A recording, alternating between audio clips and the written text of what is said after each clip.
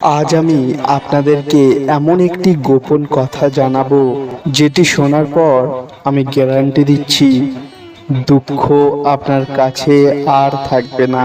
আপনি রোগমুক্ত হয়ে যাবেন। কোনো প্রকারের দুঃখ আপনার কাছে থাকবে না। কিন্তু এটি মনোযোগ দিয়ে শুনবেন। অনেক মানুষ আমাকে বারবার বলে, এটি আবার বলুন, এটি আবার বলুন। আমি অনেক আগেই এই কথা বলেছিলাম। মন দিয়ে এই কথাটি শুনবেন এবং এটি পালন করবেন, তাহলে দেখবেন আপনার দুঃখ চলে গেছে। হরে কৃষ্ণ বন্ধুরা, আমি সৌরভ। তো বন্ধুরা, প্রথমে জানাই যে দুঃখ কিভাবে আমাদের ছেড়ে চলে যায়। দুঃখের একটি বিশেষত্ব আছে। দুঃখ কখনো একা একা আসে না, দুঃখ আসে ঈশ্বরকে সঙ্গে নিয়ে।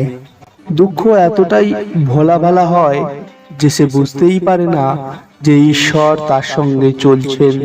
যদি মানুষ ঈশ্বরের ওপর বিশ্বাস করে নেয় বা ঈশ্বরের ওপর বিশ্বাস করে, তাহলে আমার মৃত্যু নিশ্চিত।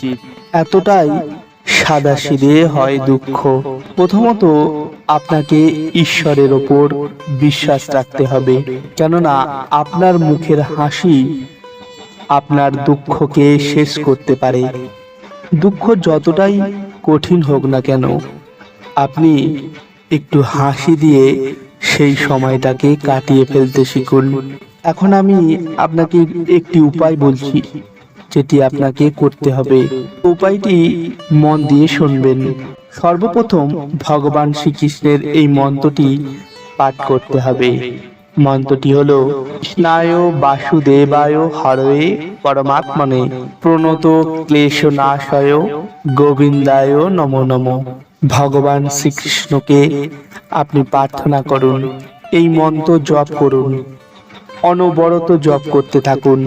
পৃথিবীর যত বড়ই কষ্ট হোক না কেন, সেই কষ্ট দূর হয়ে যাবে, এটি আমার গ্যারেন্টি।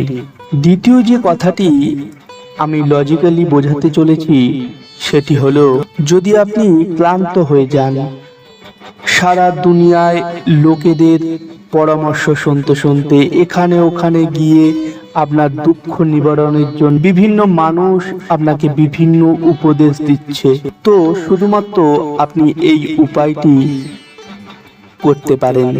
যেখান থেকে হোক একটি বাঁশি নেবেন, সেই বাঁশিটি যেন বাজে। নর্মাল বাঁশি নেবেন না, যেগুলি বাজারে 10-5 টাকায় কেনা যায়, কিনে ভগবানকে মানুষ নিবেদন করেন, ওই বাঁশি নেবেন না। একটি ভালো বাঁশি নেবেন। বাঁশিটি যেন বাঁশের হয়। যদি আপনার ক্ষমতা থাকে তাহলে রূপোর বাঁশিও নিতে পারেন, সেটি আপনার ক্ষমতার উপর নির্ভর করবে, কিন্তু বাঁশের বাঁশি নেবেন, কেননা বাঁশি সাধারণত বাঁশেরই হয়। তো বাঁশি নেবেন, কিন্তু ওই বাঁশিকে টেস্ট করবেন না, নিজে চেক করবেন না, উপরন্তু দোকানদারকে দিয়েও চেক করাবেন না। ওই বাঁশিটি নেবেন আর মন্দিরে যাবেন, ভগবান শ্রীকৃষ্ণের যে কোনো মন্দিরে যাবেন, আপনার আশেপাশে যে কোনো মন্দিরে ওই বাঁশিটি নিয়ে ভগবানের সামনে আপনার মনের কথা বলবেন। যাই আপনার মনে চলুক না কেন, তেমনই সময়ের মধ্য দিয়ে আপনি যান না কেন, ওই কথা আপনার মনে মনে ভগবানকে বলতে হবে। ভগবানকে মনে মনে প্রার্থনা করতে হবে, হে ভগবান, আমার সব কষ্ট দূর করো, এবং ওই বাঁশি ভগবানকে নিবেদন করুন। ভগবানকে নিবেদন করে আপনি ওখান থেকে চলে আসুন। ওই বাঁশি ফেরত আনবেন না। আপনার মনের কথা বলে আপনি চলে আসুন। আপনি বিশ্বাস করুন, কিছু সময়ের মধ্যেই আপনার সমস্ত সমস্যার সমাধান হয়ে যাবে। এখন আপনি ভাবছেন যে সমস্যার সমাধান কিভাবে হবে, এই কথা ভালো করে বুঝুন যেটা আমি বলছি। বাঁশি ভগবান শ্রীকৃষ্ণের অত্যন্ত প্রিয়। বাঁশি এমন একটি বাদ্যযন্ত্র, আপনি পৃথিবীর যে কোনো লোককে যদি বাঁশি গিফট করেন, তো সে সেটা নেবে। সর্বপ্রথম সেই বাঁশিতে সে ফু দেবে। সে বাঁশি বাজাতে পারুক আর না পারুক, কিন্তু সে ওই বাঁশিতে ফু দেবেই। তাহলে ভাবুন, এই বাঁশি দিচ্ছেন আপনি সর্বোত্তম ভগবান শ্রীকৃষ্ণকে। ভগবান শ্রীকৃষ্ণের ঠোঁটের সঙ্গে লেগে যখন ওই বাঁশি বাজবে, এই অনন্ত ব্রহ্মাণ্ড সমস্ত নেচে ওঠে। যখন আপনি ভগবানকে ওই বাঁশি দেবেন আর ভগবান শ্রীকৃষ্ণ যখন আপনার নামে ওই বাঁশুরি বাজাবে, তো যত রকম নক্ষত্র আছে, যতই গ্রহ আছে, যেসব মানুষ বলে না যে আপনার এই নক্ষত্র খারাপ চলছে, ওই নক্ষত্র খারাপ চলছে, ওই বাঁশির চারিদিকে সেই নক্ষত্র ঘুরবে আর আপনার নামে যখন বাঁশি বাজবে, তো সব দুঃখ এক হয়ে গায়েব হয়ে যাবে। কিন্তু আপনি যা কিছুই করবেন আপনি বিশ্বাসের সঙ্গে করবেন, একবারই করবেন। এমন নয় যে আপনি বারবার ভগবানের মন্দিরে গিয়ে বাঁশি নিবেদন করবেন, একবারই করবেন।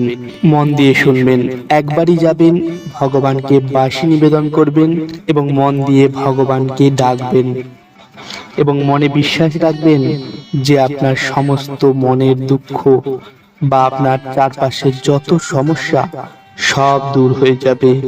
দ্বিতীয় কথা হলো আপনার কর্মফল। আপনাকে কর্মফল ভোগ করতে হয়, কিন্তু ঈশ্বরের ওপর বিশ্বাস রাখলে আপনার দুঃখ যত বড়ই হোক না কেন তা কম হয়ে যায়। দুঃখকে এইভাবেই কম করতে পারেন যে আপনি ঈশ্বরের ওপর বিশ্বাস করুন, ঈশ্বরের ওপর ভরসা করতে হবে। তো আপনি বিশ্বাস কখনো ভাঙবেন না, কারো কথায় আসবেন না। যখন আপনি কমজোর হন, যখন আপনি ভেঙে পড়েন, আপনার খারাপ সময় চলে, তখন নানা লোক নানা উপদেশ দেন। মানুষ বিভিন্ন ধরনের মতবাদ দেয় যে এটা করে নাও, ওটা করে নাও, এটা করে নাও। কিছু করার দরকার নেই, শুধুমাত্র বিশ্বাস করতে হবে। ভগবান শ্রীকৃষ্ণের ওপর বিশ্বাস করতে হবে বা বিশ্বাস রাখতে হবে।